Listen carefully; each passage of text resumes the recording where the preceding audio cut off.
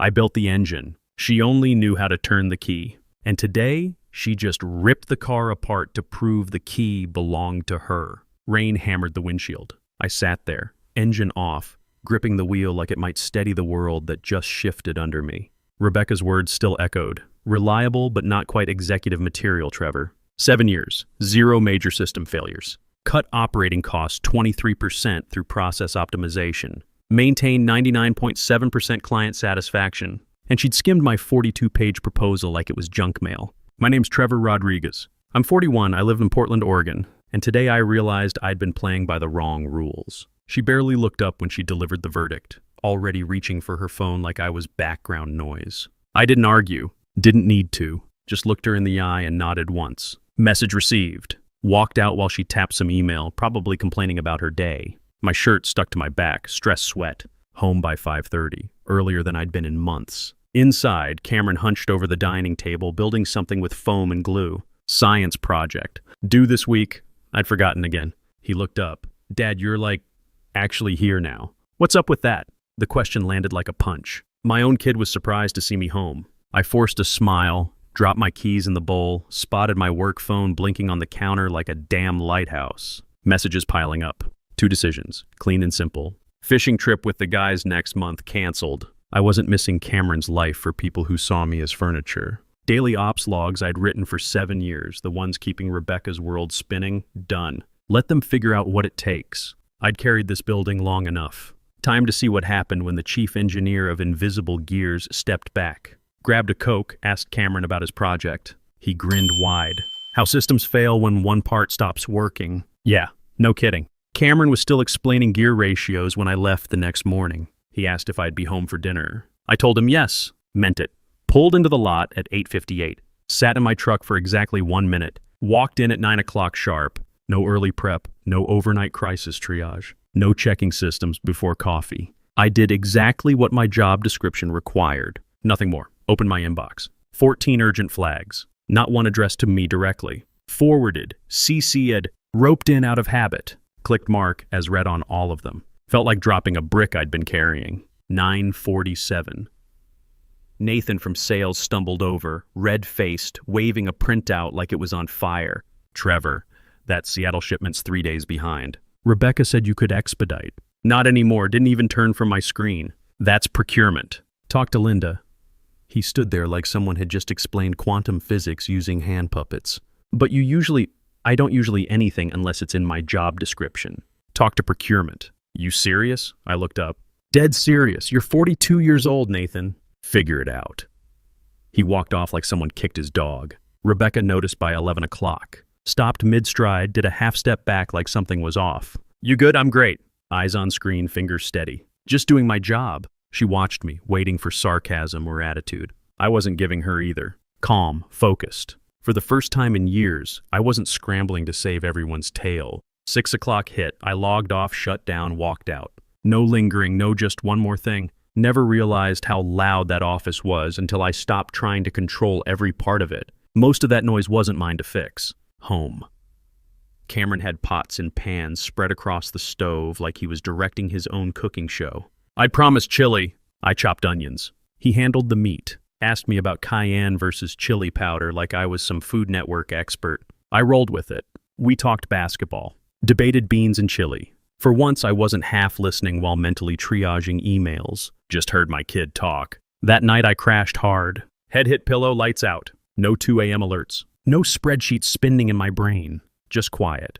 The kind of sleep you get when your shoulders aren't bracing for impact. Morning came without dread. That was new. Tuesday, the cracks showed. Procurement missed a supplier deadline, one I used to babysit. The legacy API connector I'd flagged for 18 months finally crapped out. Broke order tracking from supplier to warehouse, cascaded straight to client portals. Meridian Technologies, our biggest, loudest, most detail-obsessed client, started pinging with questions nobody could answer. Nobody had touched the ops map for that account since I built it. Supply chain visibility dashboard, ERP integration with warehouse management, order fulfillment automation, all of it custom mapped by me for them. Now it was just dead code. 10:13.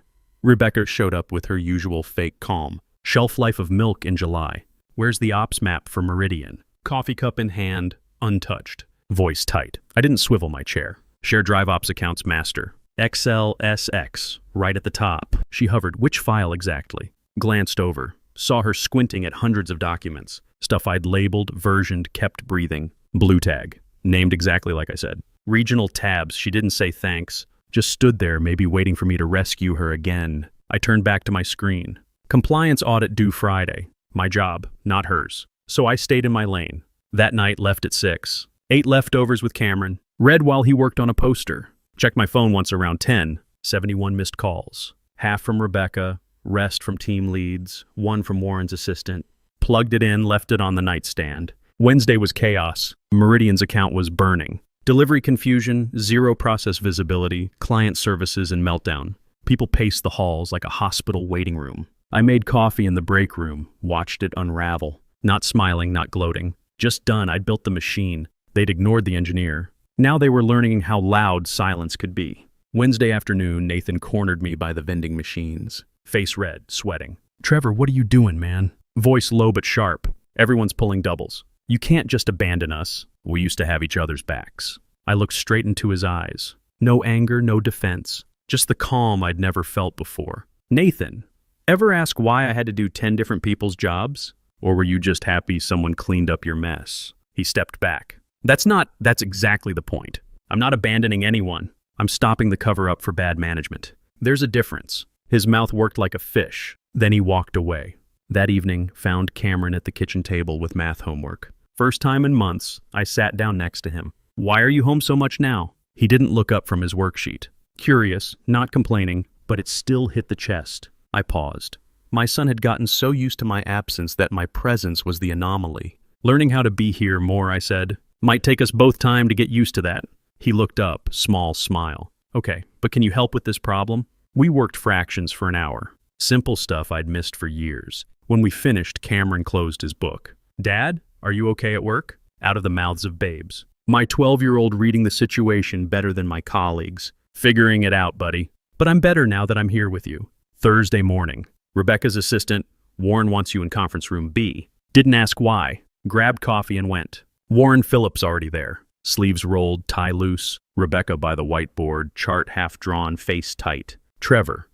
Warren motioned to the chair. "We need to talk about Meridian." I nodded, figured. He leaned forward. "Need you to take point immediately. Nobody else knows the system. You're the only one who can stabilize this." I sat there, let the silence stretch longer than normal. "I'll help.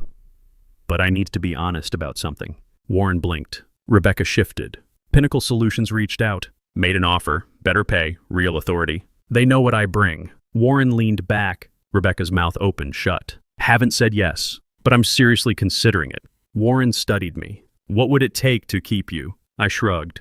"Depends who's actually paying attention now. Not playing games. Just tired of acting like loyalty and silence were the same thing. One gets respect. The other gets forgotten." Warren looked at Rebecca, back at me. "Let's not make decisions today. Can you keep Meridian afloat?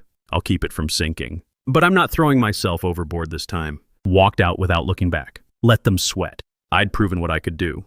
Question was what they'd do without me. Next morning, Warren called me in again. Same room, different energy. He looked calm, but I saw it. Jaw working when I sat down. Yesterday's bomb hadn't been expected. Rebecca already there, fake smiles and forced warmth. "Trevor, thanks again for stepping in on Meridian." I didn't nod, didn't smile. Opened the folder I brought, slid it across. Warren stopped mid-sentence. "What's this, my 2 weeks?" Pinnacle made an offer. Real title, real money, full control. I'm not bluffing. He read the top line, looked up. "Come with me." Rebecca's face twitched like she'd swallowed nails. Warren's office. Door shut. He leaned against his desk, looked right at me. "Didn't know you got passed over. If I had, things would have gone differently. Maybe, but they didn't." He nodded once. "Respected that I didn't let him off the hook. Been watching your numbers for 2 years. Know what you've built. You're one of the few who actually make this place work." Opened his drawer, pulled out a file. "Director of Operations starting Monday. Triple your current pay. Full decision-making power. Direct report to me. No more Rebecca filter." I wanted to say yes immediately. God, I wanted to. But after 7 years of being overlooked, stepped around, used up, I wasn't jumping just because someone finally noticed. "This isn't a gesture," he continued. "It's recognition. You've been running the engine without the title. I'm giving you the keys." I sat across from him. You're telling me I can build systems how I want, hire who I want, restructure where needed, long as results follow. You'll have a leash, but it's a long one. Fair enough. And Rebecca?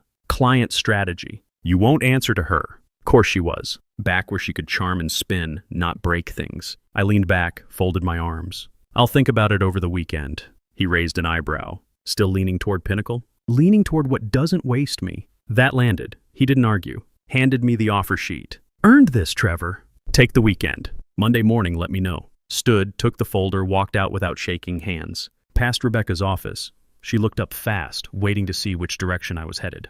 Didn't stop, didn't nod. Just kept walking. Saturday. Cameron and I hit the high school basketball game. Cold bleachers, pep band too loud, overpriced nachos. Kid was beaming the whole time, calling plays like he was coaching. I sat back, soaked it in. First time in forever I didn't feel the itch to check my phone. That night, after Cameron crashed mid-movie, I called my brother Alex. You sound like hell, he said. Long week, got a job offer. Another one, this one's internal. Director role. Real authority. Good money, report straight to the VP. He whistled, about time. I paused. Thing is, I don't know if I want it. Silence, then, let me guess. Rebecca's still there. Yep, another pause. Then he hit me with it. You want revenge or a clean break? That stopped me cold. We talked more, hung up, but that line kept ringing. Wasn't about revenge. Didn't want Rebecca gone. Didn't need to see her fall. What I wanted was to change how the whole damn place worked. No more propping up weak leadership. No more rewarding silence. I wanted to fix what was broken, not torch it and walk away. Monday morning showed up before 7. Office quiet, lights low. Sat outside Warren's office until he arrived. You're early. Got your answer. Motioned me in. I shut the door, sat across from his desk. I'll take the job. 2 conditions. He nodded. 1, I get hiring control. My team, my structure, no interference. Done. 2, Rebecca stays.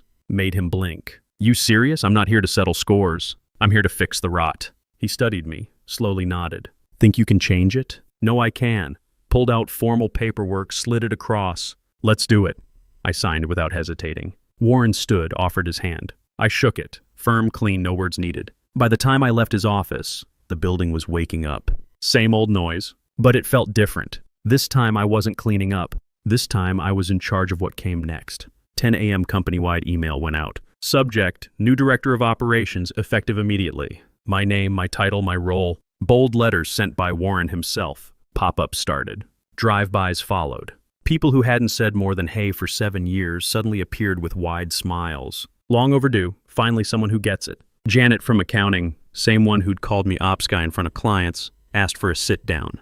Maybe next week, I said, kept walking. Past Nathan by the vending machines. He straightened like a kid caught ditching. So, does this mean you're my boss now? I looked at him.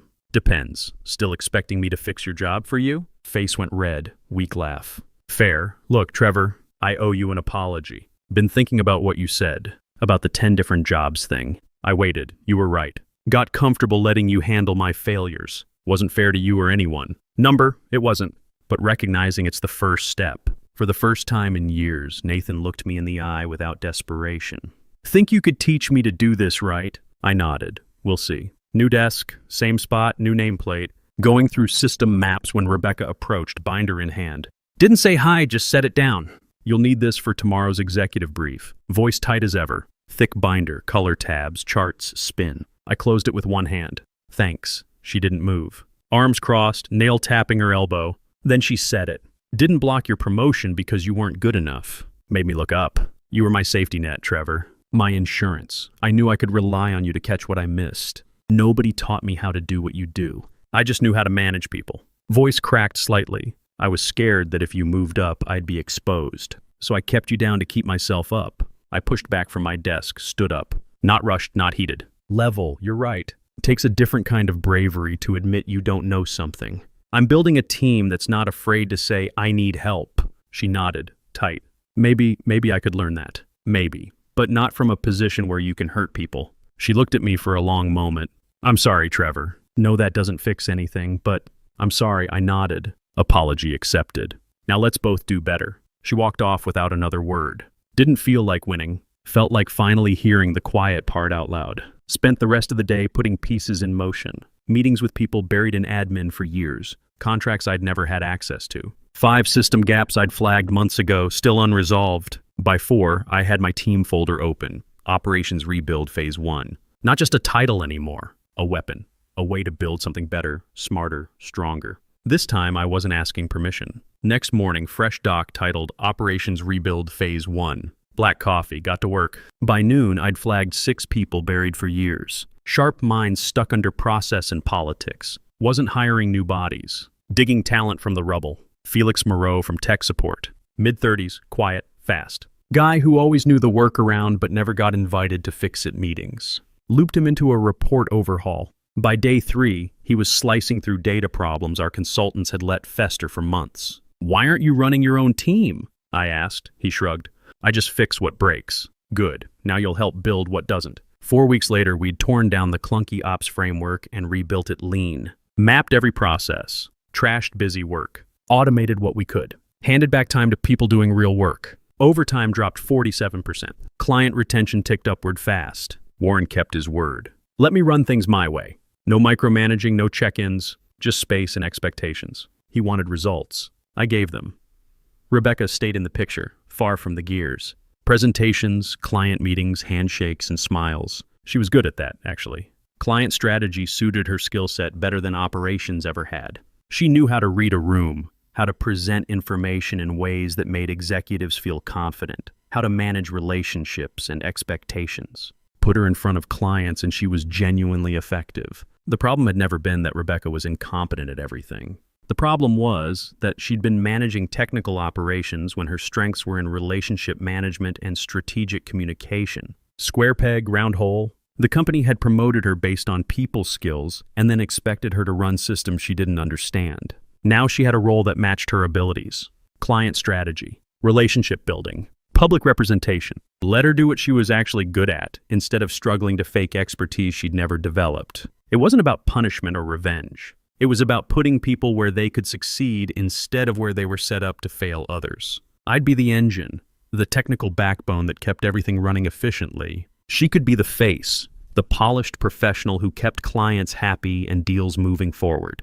Different roles, appropriate skills, better outcomes for everyone. Sarah from reception turned out to have a brilliant analytical mind wasted on visitor logs. Miguel from finance understood process optimization better than consultants we'd paid 6 figures. Janet from accounting became one of our best project coordinators once she understood the systems. I set up training programs, mentorship tracks, cross-team builds, pulled sharp minds from admin, finance, reception, taught them what nobody taught me, how to lead from wherever you are. Created a system where people weren't afraid to admit what they didn't know, where asking for help was strength, not weakness. Nobody was staying invisible just to keep the place afloat. Midway through the 2nd month, Meridian reached out. Not complaints this time, praise. Wanted to expand the contract, asked specifically for my team to stay involved. Warren forwarded the email. Nice work. Didn't print it. Didn't frame it. Flagged it, archived it, moved on. Friday, 6 o'clock. Shut the laptop, stood up, walked out.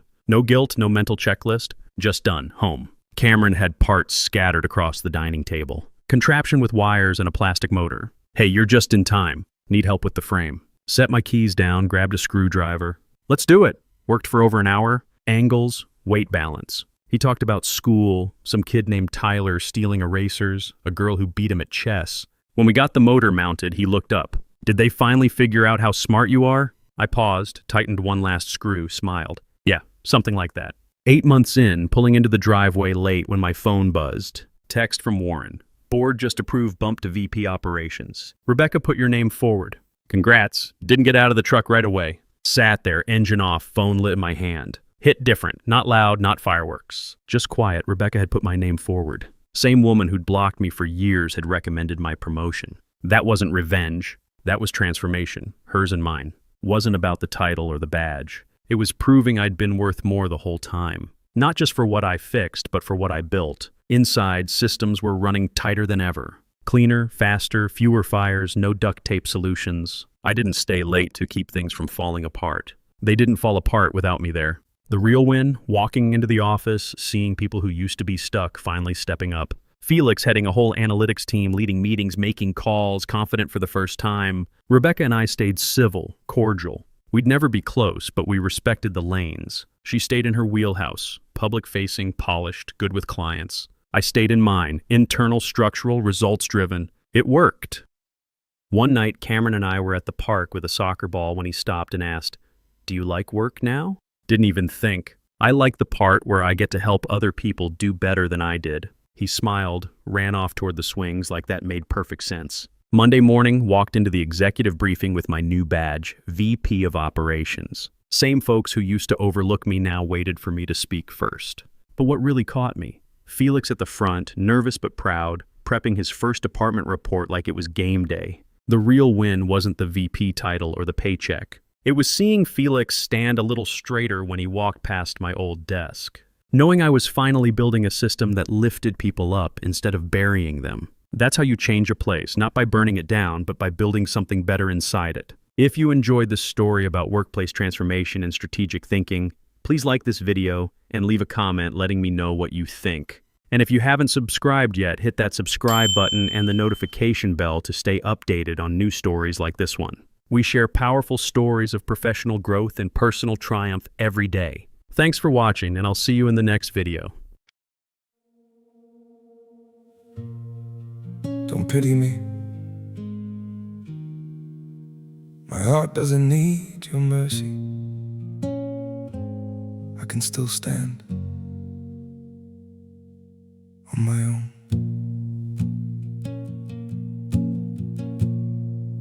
I was broken by your leaving, fell deeper than I thought I would.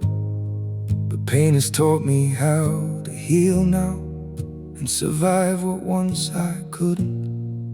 You don't have to look back sadly, don't reach out with guilty hands. What you shattered made me stronger. Now I rise where I once collapsed. My heart doesn't need your pity, not another empty sign. I've got enough strength left within me to rebuild this life of mine. My feet are steady through the sorrow. I can stand through all the pain. You don't have to save me, darling. I'll learn to breathe again. I once begged for your affection. Now I've learned my worth in scars. And the man you left in pieces found his own way through the dark. My heart doesn't need your pity, not another empty sign. I've got enough strength left within me to rebuild this life of mine. My feet are steady through the sorrow. I can stand through all the pain. You don't have to save me, darling. I'll learn to breathe again.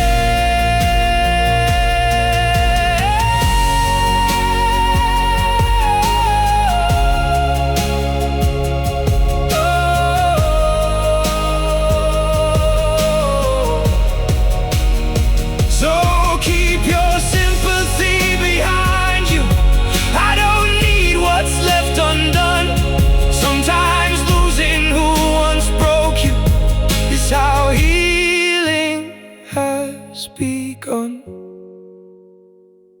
My heart doesn't need your pity, not another empty sign. I've got enough strength left within me to rebuild this life of mine. My feet are steady through the sorrow. I can stand through all the pain. You don't have to save me, darling. I'll rise alone again.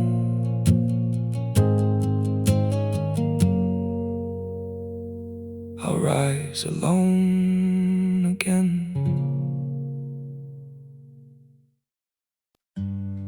They say just forget. Move on like it's easy. But forgetting you feels like remembering someone I've never seen. I've been trying to erase you from the places in my mind. But the harder that I fight it, the more you're hard to leave behind. Every memory keeps slipping through the cracks I try to close, like a face I should remember, but somehow never know. Forgetting you feels impossible, like chasing something I can't hold, like trying to remember someone that I've never even known. I keep reaching through the silence for a past I can't undo, 'cause letting go of what we had feels like losing something true.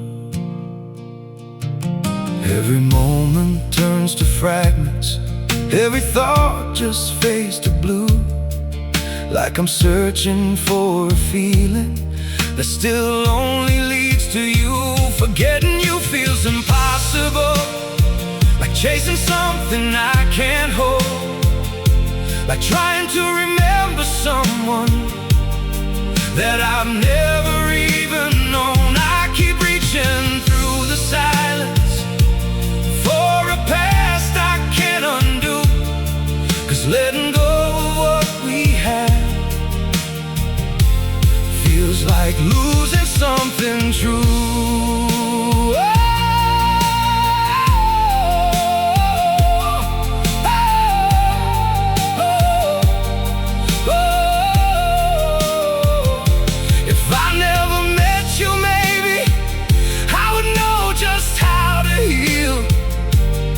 But now every empty moment still reminds me what is real. Forgetting you feels impossible, like chasing something I can't hold, like trying to remember someone that I've never even known. I keep reaching through the silence for a past I can't undo, 'cause letting go of what we had feels like losing something true.